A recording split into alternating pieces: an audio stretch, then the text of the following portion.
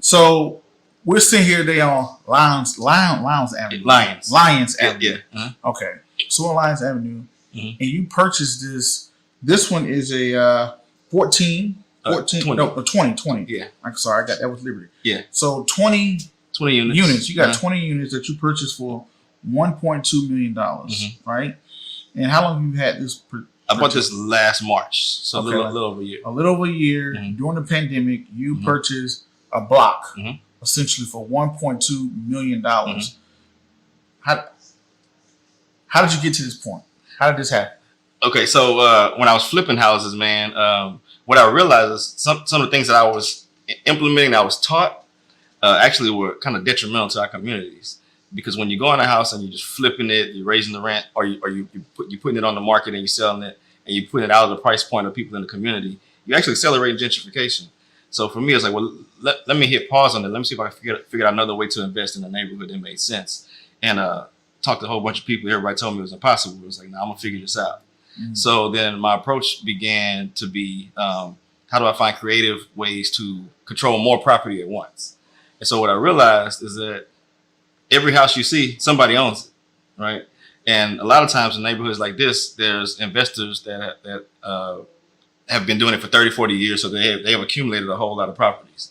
So those people became my target sellers. So they may have had it listed, they may not have it listed, but I go to them and say, hey, I want to buy all this from you at once, but I don't want to go to the bank. I want you to be the bank. Let me give you a down payment. And pay you back. And pay you back over time. Right. Okay. All right, got it. Okay, so you went to someone who already had a large inventory and said, hey, let me take all this off your hand. Let me make a down payment on it. Then let me just slowly pay you back. Right. Now that you brought this in the 5th Ward, now I'm not from Houston, but I heard some things about the 5th Ward, right? Yeah. They said it's a rougher area. Yeah, it's called the Bloody Nickel. The Bloody Nickel? The Bloody Nickel. So I'm in the Bloody Nickel. You're in it ain't bloody no more. Okay, I'm glad I'm Okay, all right. I thought I cut the interview a little short. It's a tale of two lives though, but this same street used to be considered like what we see in Tulsa. Like this was the Black Wall Street. There used to be black businesses all up and down this street before desegregation. And like most communities, that freeway you just came off of was one of the things that was a nail in the coffin. Oh, when they put the freeway down the middle of in addition to people moving out after desegregation.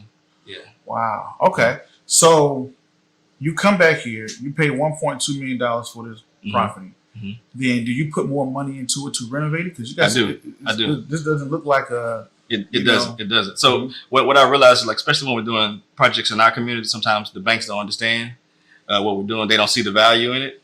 So you got to get creative with the way you finance the deals. So this one, the sellers originally wanted 1.5. I talked them down 250 to 1.25. Then I talked them into taking 50% down, so $600,000. Now, did I have $600,000 sitting in my pocket? No. But what I saw was this is an opportunity to buy an entire portfolio of rental properties. All the houses in the back are residential. They're all occupied. Some of the tenants have been there 30 years, 20 years. Nobody's on Section 8. These just like hardworking, low-income black people. They got, low-paying jobs and just happy to be in the community. So, and 4 blocks up is a $2.4 billion development that started construction a couple weeks ago.